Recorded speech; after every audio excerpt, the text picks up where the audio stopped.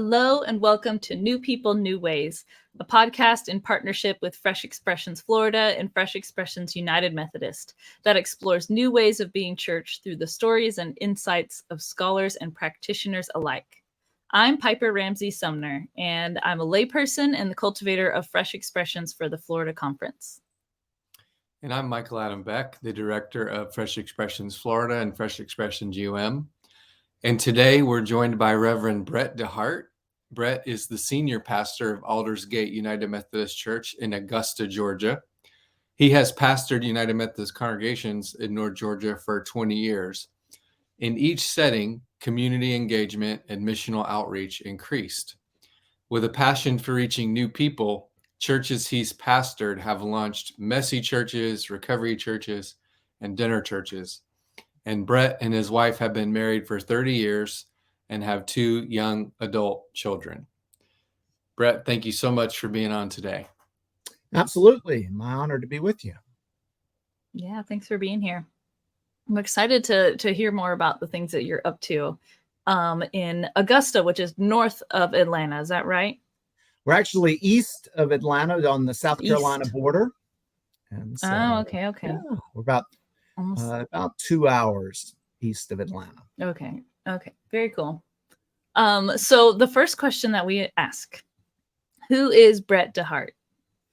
Well, Michael stole most of it, so he's already told you, I think, a good bit of it. But I am the son of 2 Floridians and went to Florida State University, graduated there. Yay! Boo.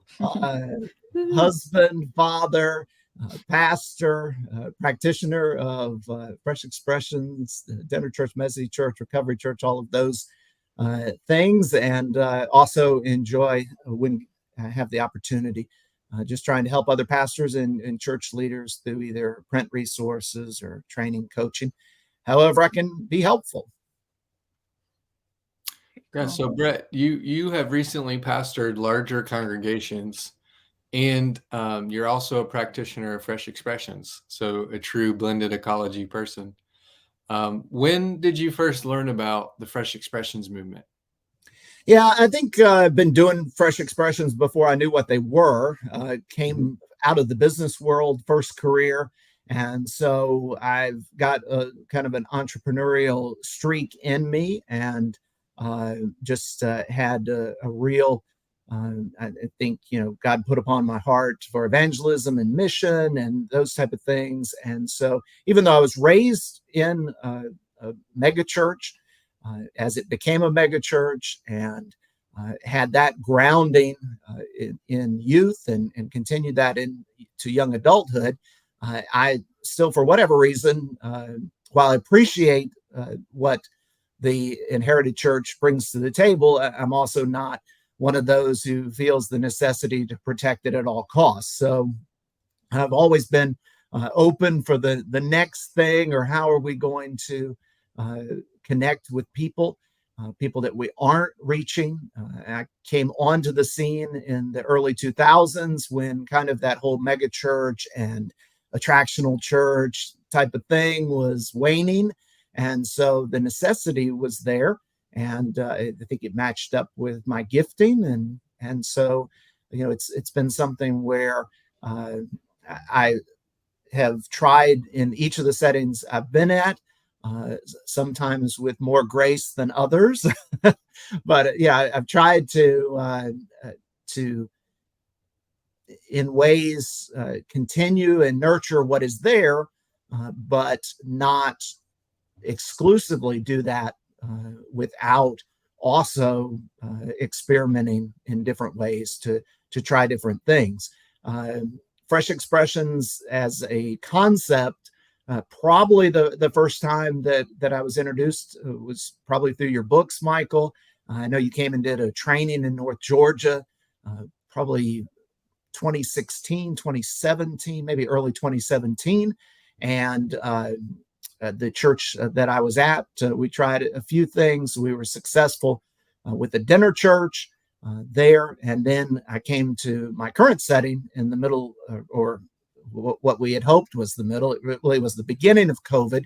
And so we had a little time on our hands. And so we were able to experiment in some different ways with Messy Church and eventually Recovery Church and now single parents. And so, we've tried lots of things and some have been successful. So That's very awesome. cool. I think I remember actually that training. It's crazy how long it's been now, but I was deep in enemy territory there in Athens, Georgia. Anyway, I'll reserve my comments, but it's just you as a pioneer, or what we call in Fresh Expressions United Methodist Movement, adventurers. We just hear that story. Like, I was wired for this. I was kind of experimenting, doing these things. Then I found out about this whole movement and this language and these frameworks and stuff that were helpful, but out of necessity, right? Like, oh yeah, folks aren't really coming to church. There's a lot of people in my community that church aren't connecting with. And you just saw that and you started, iterating and experimenting, which is so good. And yeah, I'm really shocked sometimes how that does not seem like an instinctual, kind of no-brainer thing in a lot of inherited churches. And I wonder sometimes if it just comes down to like mental models and we're so stuck in one way of being church, but that was not your case. You were not confined by that. Well, and I think some of that is, God puts different, I guess, gifting and different things on different people's heart, and different people are called to different things. I also think coming out of the business world, where if you didn't meet your customer where they were, if you did not find ways to meet the needs of your customer, if you did not find the ways to make that sale, then you didn't eat. And so, from that matter of necessity, I think that experience, then, we gave it to the church.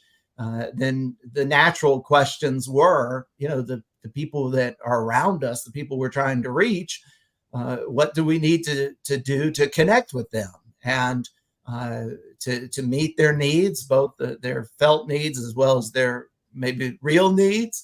So that came natural of a little more willingness to try whatever it took to achieve what we were trying to get done there. Yeah. So I know both of you have kind of churches where they've become hubs of Fresh Expressions that kind of branch out. But then I don't know if it's true for you, Brett, but I think it is that I know with Michael, you host a lot of Fresh Expressions that kind of happen on the campus of the churches that you pastor. And that's not always the kind of typical Fresh Expressions model. So I wonder, each of you could maybe talk about that. Like, what kind of things have you found have been difficult with that? Because a lot of the times the people that don't go to church have a reason that they don't walk through those doors. And so when you say, hey, come to our church, this is slightly different, but it's the same building, it can still create a barrier. So what have you guys found in that process?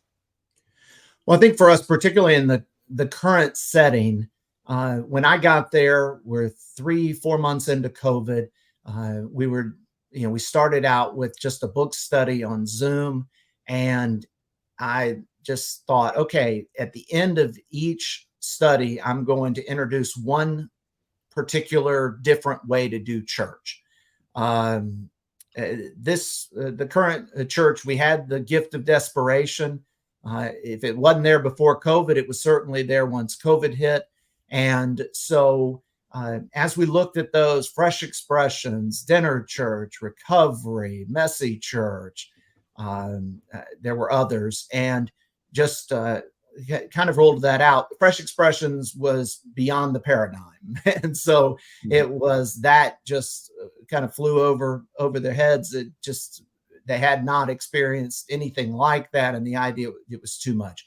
So an idea like Messy Church, it connected with their DNA, which was they saw themselves as a church that had always connected with youth and children as kind of a suburban church.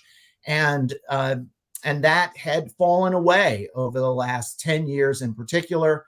And COVID kind of really was the final sucker punch on that. And so it matched up to the DNA. It could be done on the campus, so they were comfortable with that. I kind of described it as VBS meets dinner church, which I know the messy church people probably wouldn't sign on to fully, but they understood VBS. They'd been doing that for a long time. They could somewhat understand dinner.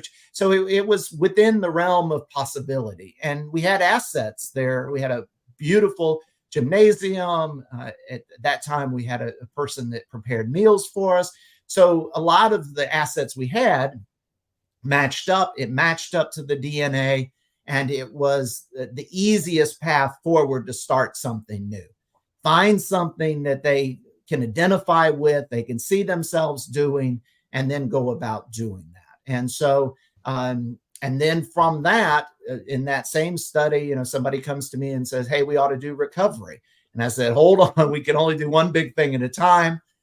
And 2.5 years later, we started Recovery Church, and we did that on our campus. Again, we had a different part of our campus that seemed to fit with that, and so those have been things for us. But I just preached in a sermon on Sunday talking about, okay, we've been doing these things on campus. The next step is to go to step off campus and find ways to connect with people that never will come on our campus. But even, we're in the Bible Belt, so people have a little more openness to church maybe than other places. And so there is some willingness to come on our campus. They certainly come on our campus for trunk or treat and other type of, these activities that they see as a benefit to their family or connecting. And so for us, it's not as huge an impediment as maybe it is for others, but we reach people through Messy Church and Recovery and single parents that we would never reach through our traditional offerings. But we also know there are a lot of people out there that won't come on our campus. And so that's kind of a next step for us as we continue to mature and grow in our efforts. Yeah, and just kind of piggybacking on what Brett said, and I know one of the dinner churches that he started at a previous congregation is still rolling strong today, and like really a culture changer for that congregation. There's pros and cons to both. So doing a fresh expression out in a third place, the pros of that is there's a lot of people that are just never going to come into a church building because of traumas and stereotypes and all kind of things. That's a big bridge to cross. So doing them in neutral, common places. The cons to that can be my person of peace goes away, right? The manager of the store I've been eating burritos in, or we have that kind of shift happening right now. The tattoo parlor changes ownership or something. COVID shut down literally all the third places we were meeting in. So that was a struggle and challenge, a lot of relationship. So there's benefits both ways. But then doing them in inherited space, as Brett said, does it align with the values of the congregation? And is our church already a kind of a third place in the community? So it is a lot about the culture of the church. So I've served in rural places where we were the only third place. There was no other options. So we could own that, and we could do a lot of things. We did tailgate church and blessing of the hunters and all these different things right at that rural church. But for instance, like at St. Mark's, it was really easy for us to look at what do we already do, like Brett did. So we have lots of AA/NA meetings all around the clock every day. Simple. Start a dinner church in between the 5:30 AA meeting and the 8 o'clock NA meeting, right? We have a food pantry that's massive. We serve a couple hundred families a week. They already come to our campus to get food and to be part of that, no brainer, dinner church. Our church is also a little different because it is a shelter. It is a program for men experiencing homelessness. It's recovery housing. So we have literally men living in our church building, and then their families are connected to that. And so then there's our church kind of is a third place. So it's not hard to do yoga church there, or to do our dinner church there, or our recovery church there. But we also have a mix of things that are happening out in the community, because there are people that no, if it's at a church building, right, and there's a church sign in front of the building, they're not going to come. So I think I just echo what Brett said. There has to be an ecology and a mix of kind of both and doing that. And we really could utilize our space so much better. Just speaking to my tribe, the United Methodists, we have these very important buildings, huge resource, and some of them we use for an hour a week. And for me, there's a struggle with that, right? Because I got people sleeping out in the retention pond in tents, and here I am. I have a building that's only used for an hour a week, and that to me, I don't think Jesus is okay with that. I think he'd rather see people living in his church building than just have spaces that are reserved for. And I get that in some places that's really maybe won't work, and I understand that, but we can definitely do more great stuff with our space. Well, and I think the bigger factor are your people building relationships in the community?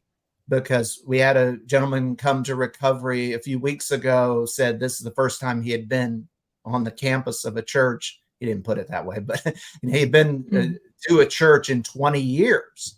But he came because somebody in the recovery opportunity invited him, and that's, I think if we're building those relationships out there and people trust us, then that invitation can still work. Yeah. And we have, for instance, with Messy Church, we will email if we gain people's email through a reservation. We've had some people we will email every month 3 times because we email 3 times out the week of the event. So some people get 50 emails from us before they finally show up.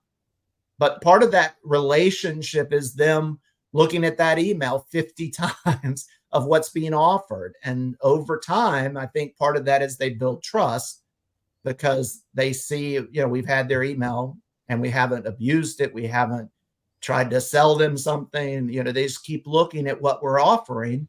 And at some point, they come to it. I mean, it's part of that old attractional model, but in some ways it still works. But the key is it's not going to reach everybody. So we've got to do both. I think it's back to the blended ecology, even in the different ways that we do things. Yeah, Brett. Yeah, that was. I was going to say that was one of the questions that we were going to talk about, was how this blended ecology with traditional churches and with fresh expressions that create and exist in that ecosystem. So I would love to hear you talk a little bit more about, maybe give a little definition, if you want to, Brett, of what the blended ecology is, and then what does that look like for your community? I got to give a definition in front of the guy who wrote the book. Yeah, it was like a challenge in front of the teacher. So for us, it's just that idea of, blending together different forms or varieties, or however you want to say it, strategies of church. We've got the established church, the inherited church, however you want to refer to that. For us, it's a church that's been there for 62 years. And then how do we blend in these fresh expressions of church? Over time, I've learned that it's a whole lot easier to build parallel structures that weave and work with the established, rather than coming into the established and trying to throw the baby out with the bathwater. I have the scars on my back to prove that doesn't work very well. And so I have learned that to handle these with a softer touch, a little more grace, and really try, if we can set some of these kind of, I would call them parallel communities of faith, like Messy Church or Recovery or whatever it might be, alongside the established church. And the established church is deeply involved in participating and serving and building community within the fresh expression, or the parallel community of faith. And then at times that parallel community of faith is connecting with the traditional, and they work back and forth. And the beauty is when it all works together. And when you can and see that, for instance, we had a family that had been attending our traditional worship service for 3 months, and I just never gotten the opportunity to say, hey, how did you originally hear about us? And they had a young baby, and they said, oh, when I finally got a chance to ask that question, they said, oh, well, we saw Messy Church on Meetup, and we just thought it'd be really cool to go to a church that offered something like that.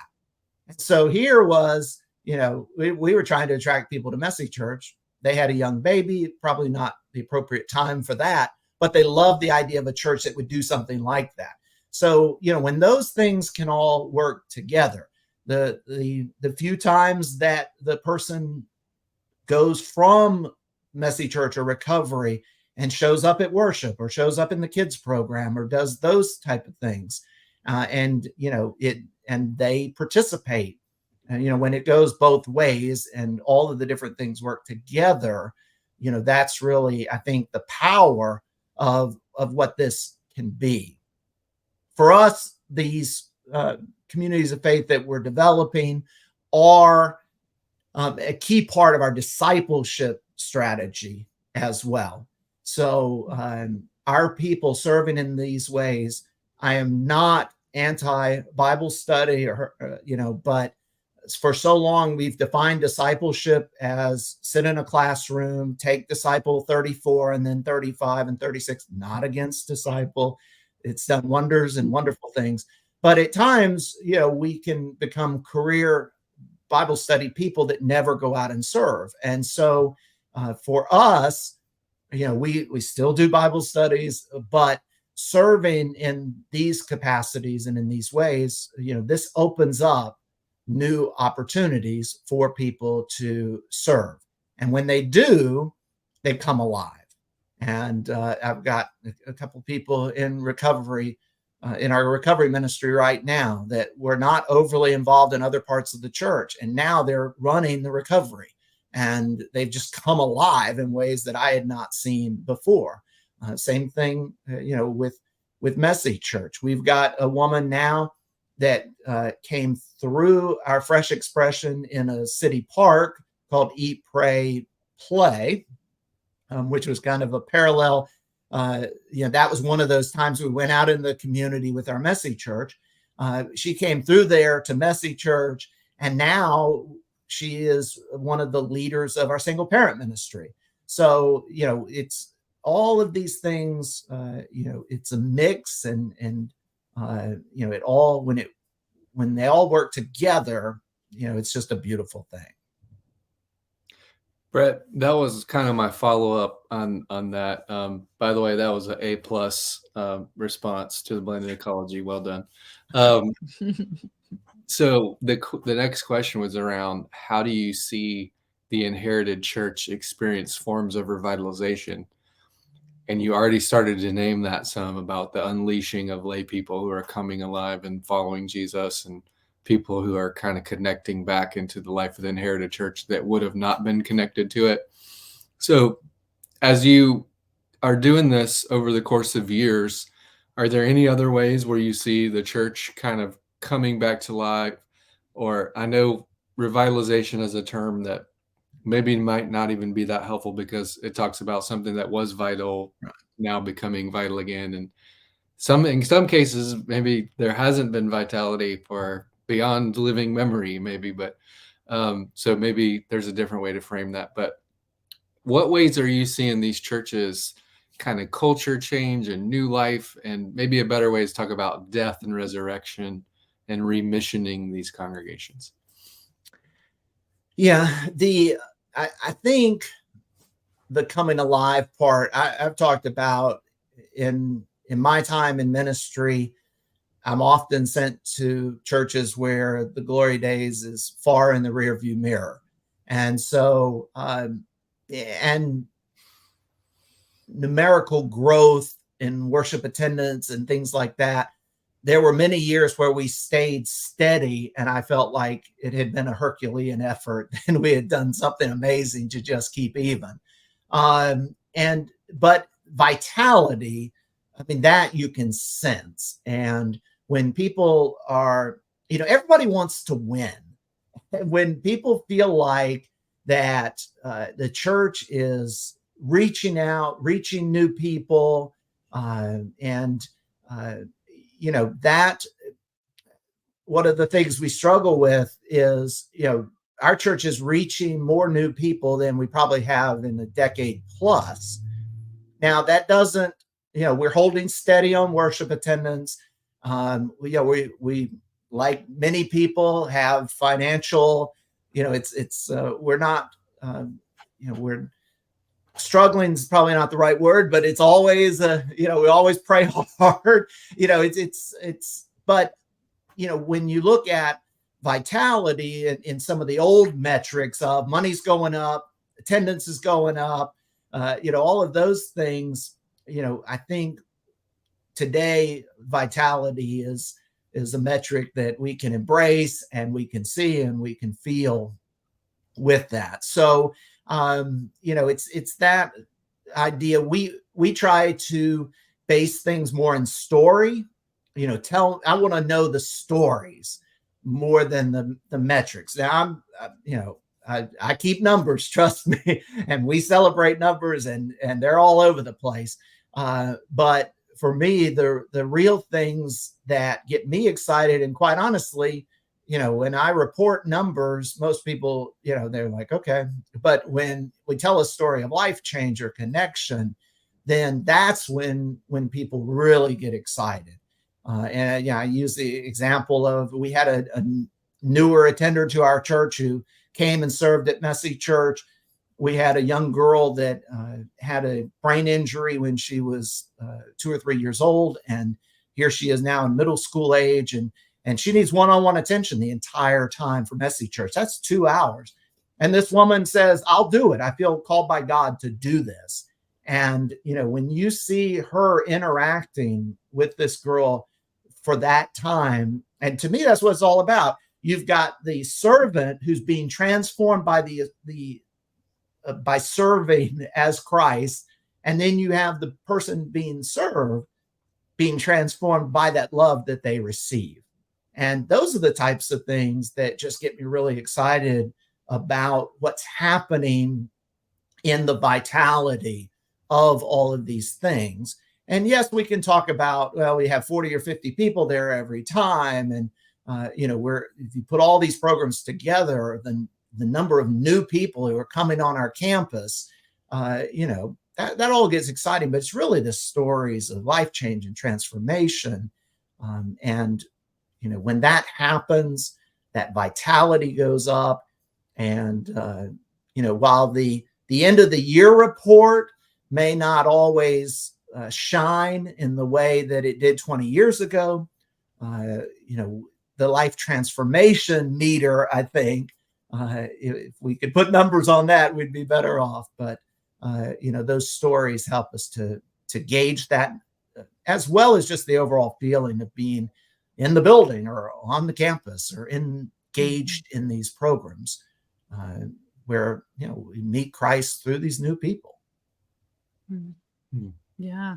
I love that idea. Like if we could change our metric, if we could measure those kinds of things, like the transformative power of what your church or community is up to, and the fact that it's not just new people that are being transformed, but it's also the folks that have been in the church since day one, who have been a part of it, who are, who maybe were, they kind of, lost that, also needed that transformation within themselves, and creating things like purpose and connection, and giving people I think like the idea of discipleship, when you give a person like a responsibility, it creates a reason for them to want to explore their own kind of spirituality and things like that more, because they start to think, well, why do I believe in this? Why do I care about this? If I'm being asked to share it with somebody else, I need to really investigate that.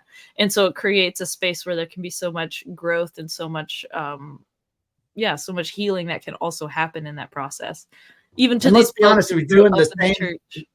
If you're doing the same thing you've always done, the way you've always done it, either those people are worn out by it, or they never engaged it in the first place, and there's no new opportunities for them to come alive. And so, these types of things, we tried very hard to expand the participation. We provide all sorts of ways to be, if there are people that won't show up to an activity with people they don't know, but they can bake cookies for it. They can pray for it. They can cut out the arts and crafts shapes that we need cut out in advance. We want to find ways to get as many people doing something involved in it, with the hopes that that's moving them forward. We talk about discipleship for us as inwardly becoming more like Jesus and outwardly living more like Jesus. And, people have to act to do those things. It takes action, it takes participation with God's grace. And so, if we can start even in the smallest way, as well as organizationally, the old saying, if people are rowing the boat, they're less likely to rock the boat. So, we want everybody engaged and involved in it. I like that. I like that one. I got to write it down. Keep people rowing on the boat. Then they won't be rocking it. That's good. Yeah. On that note, if you do something once, maybe it was a lucky, shot out of a cannon. Do it twice, there's probably some significance. Do it 3 times, in 3 consecutive congregations, you're probably onto something, right? That you have found a way. And I know you've just rolled out some new resources on the gift of desperation. You've been doing some coaching on that and sharing some webinars and stuff around the connection on trying to teach those things. For one, could you say more about that, those tools that you've created and kind of your process with the gift of desperation stuff? And then I'd be really interested to know, do you think there is application in what you've created and what you're offering in the midst of disaffiliation? So we're doing this interview right now. I know that in your conference on Saturday, y'all had a lot of churches, 300, was it, plus? 261. Okay, Yeah. 261, getting up close to 300. The disaffiliated, right? And that doesn't just affect those congregations, but it affects the whole system. It freezes appointments and makes less opportunity for clergy, and people leave because their church didn't disaffiliate. And then that, I know you've experienced that in your own church, but so talk about those resources you've created. And then do you think that there's some ways that those things could be applied in the midst of what some call, disaffiliation deserts and just the whole trauma around that? Well, recently, as I hit the 20-year mark as a pastor, and I've always done trainings for my district and conference through the years. But I've been feeling like, okay, I'm now moving from the practitioner maybe to being the guide, or trying to pass on what others have passed on to me, because I've greatly benefited from mentorships with people like you and so many others through the years, and wanting to pass some of that on. And as you said, I've had the benefit of a good little run here on a few opportunities. We failed on other things as well, but that's all part of the process. And so I sat down and I said, okay, well, what's how did this work? Some of this, I've tried. Some of it's maybe comes naturally, but then as I look back, I didn't always do it in the same order, in the same way, or with the same grace. But what are those common threads of ways that I went into congregations that, that most of them were, I think, had some hope, as most congregations do when they get a new pastor, that, that we can try some new things and have some new vitality. And not everybody has that feeling, certainly, but and I've used this term gift of desperation in just talking about the things that we did particularly in this current setting because of COVID and the connection to just the age and stage and place of a congregation. And so it opened them up to try some new things and do some different things. And so that's where, I said, well, what's been the secret here, or how have I gone about this?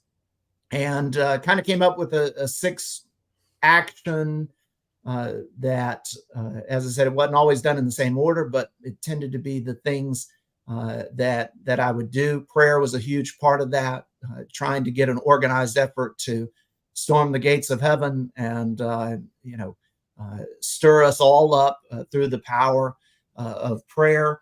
Beyond that, you've got to find your people, find the people whose eyes light up in the congregation and get excited about things. From there, you've got the leaders. The leader and the leaders have got to have consistent and constant, passionate energy. That was something I was just gifted with, I think, from birth. But it's easy you get knocked down a few times, or you have that feeling of desperation, or it doesn't seem to be going right. It's easy to just lose all of that passion, or get it beat out of you, and quite honestly, by some people. But you got to have that passionate energy. From there, you've got to have a relentless attention and focus on the mission. We can do a lot of good things, but are we reaching people for Christ? Are we making a difference? You've got to just try some stuff. Just do something as fast as you can. And then you also want to plan for some long-term, bigger steps down the road. So as I look back over starting new things and doing different things, kind of those 6 actions were consistent within that, even though I didn't have it all written down on a piece of paper. But now I do.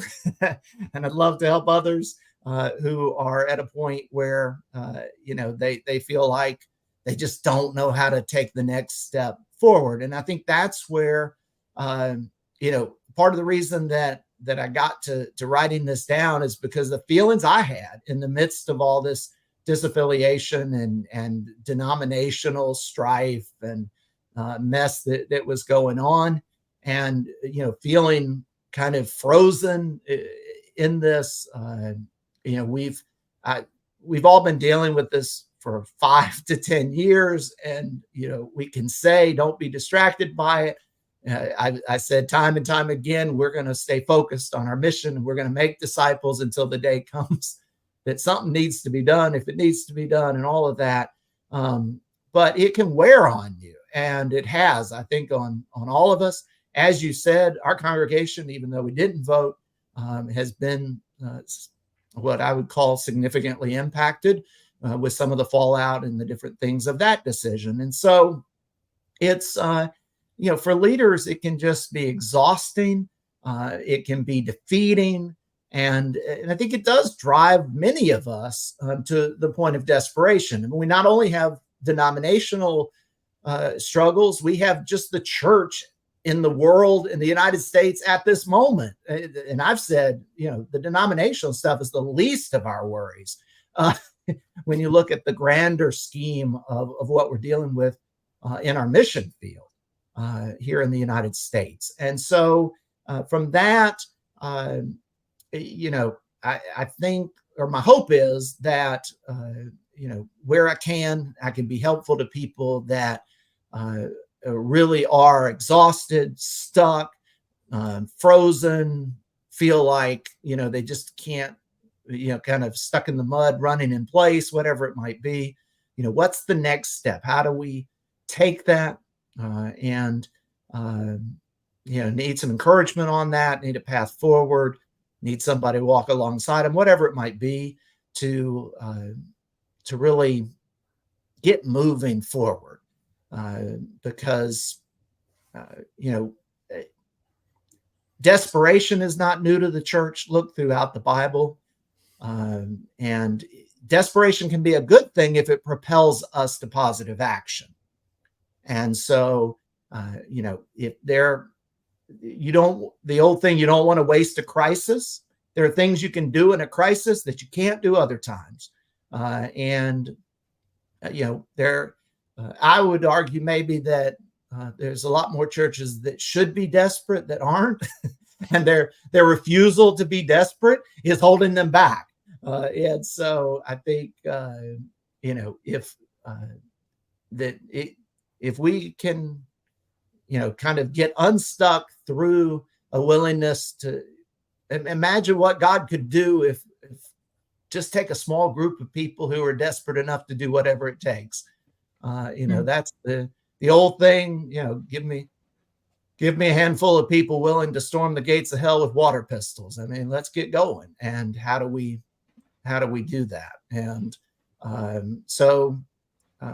through trial and error, I've found some ways to do that, and just would hope if I can be helpful, would love to be helpful in that way as I continue to try to do it myself. Right. It's a process. So it's going to always be evolving. But it reminds me, one of my professors in my MDiv program, he's an ethicist, and he works a lot in the realm of Latin American liberation theology, Miguel de la Torre. And one of the things he's developed is called this theology of hopelessness. And it's basically exactly that when people are desperate, they act because there's no other choice. And thinking about what the opposite of that is being hopeful and then waiting for something to happen, but not taking any action to make it happen. And so I think about what you're up to, and that idea that like desperation can lead to some really incredible things, because people realize, like, I can't wait for people to show up at the front door of my church. I can't just keep doing what I'm doing and think that the culture around me is going to change, or that the political climate or whatever it is going to somehow flip around, and then everyone's going to run into our church buildings on a Sunday morning, 1950 is coming back. Yeah, it's all good. It's all going to come right back, right? Well, that makes me think too of that revitalizing. Maybe we don't need to be doing these things. We need to be thinking forward. Reimagine. Reimagine. I like that. A new way forward, a different way, a fresh way, maybe. And then he another thing he talks about is kind of messing with the system. He uses other words for that, but it made me think about this idea that we talk about with holy mischief, and how sometimes Fresh Expressions practitioners, we kind of people get we break the rules sometimes, or decide to just go for it without maybe going through whatever a proper channel might be, or we didn't have as many meetings as other outreach communities or missions did. We just go and we do it and make it happen.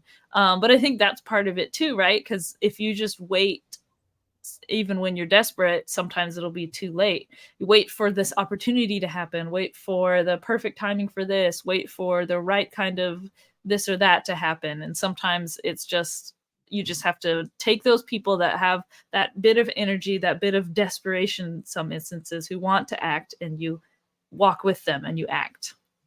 Yeah, former CEO David Novak talks about shocking the system, that you got to shock the system sometimes, disorient it a little bit. And then I think Todd Bolsinger talks about, then our job is putting it back together once we've blown it up, as the change dynamics with that. But, we've had failures that have turned into success. At my last church, that dinner church that was highly successful, well, before that was a failed endeavor at a bar and wing place that we learned that we hadn't gotten the laity involved in ownership of that. And so it started great, but it dwindled. Well, we learned from that failure, that, we shot and killed it as quick as we could once we saw it wasn't going to work. But from that, then we took a group of laity through 6 months of prayer walking and dinner church book study, and then launched what became a very successful dinner church. We look at the Eat, Pray, Play that we did in the city park. We did that twice.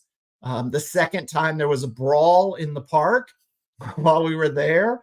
And we said, oh, this is a failure. We only had 3 new families come over 2 times, and there was a brawl and everybody's scared, and that's a failure. But out of that, one person came to Messy Church the next month at our church. That person then went to the kids program, then became a part of the worship because of a relationship they built with somebody in Messy Church. They went to our senior adult Sunday school class, which they are not. they're a different race and a different age than everybody in that class, but they still go to that class because of the relationship they made with the messy church person. Scares me. I'm like, why are you going to that class? Doesn't fit you at all. And then now that person's leading our single parents thing. Another family of the 3 that was at that showed up at our messy church and has come multiple times a year after that. So what looked like something we tried 2 times that was a big failure has provided 2 families to us. So looking back, it doesn't look so much like a failure. And I'm sure if I thought through it, I would see that a lot of our experiments that we quickly judged failures led to later successes. Yeah. I think everybody that does Fresh Expressions has stories like that.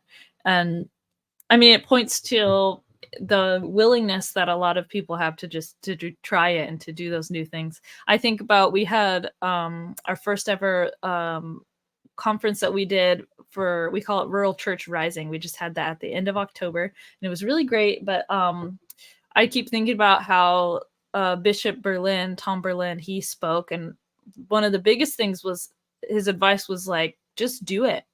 There's no reason to you don't have to think and plan. You can just go and try and see what happens.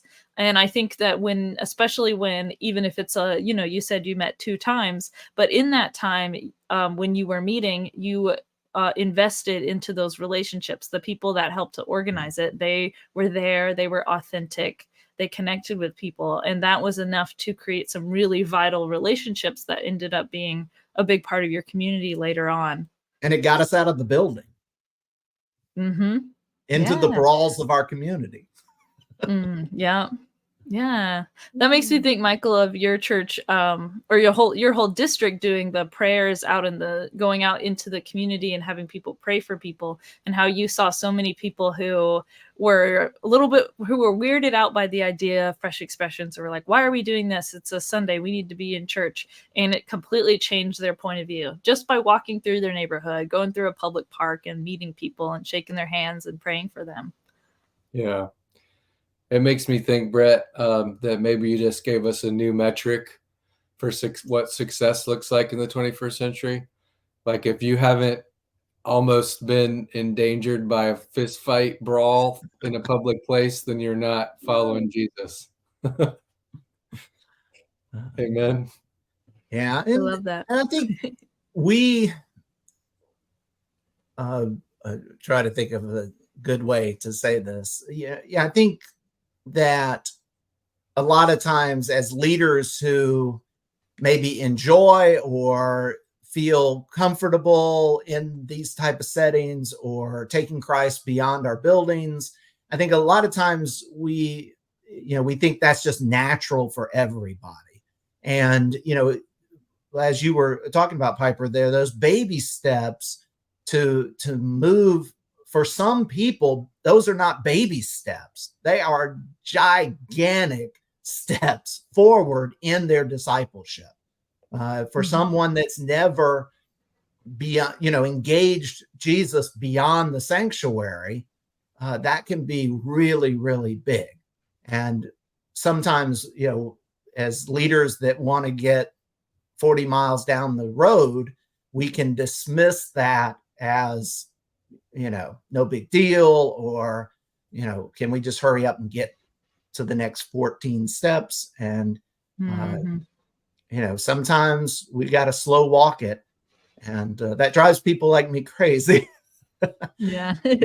I'm a 100-mile-an-hour all the time type of person. But, that's it. The old thing, if you're leading and you turn around and nobody's behind you, you're not leading.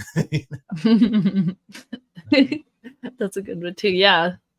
Sometimes I think our priorities can even, I think the priority is there, which is people are driven to, because they care about people and they want to create this great space where there can be spiritual renewal and connection and all those things, but they have to understand the context and the world that they live in.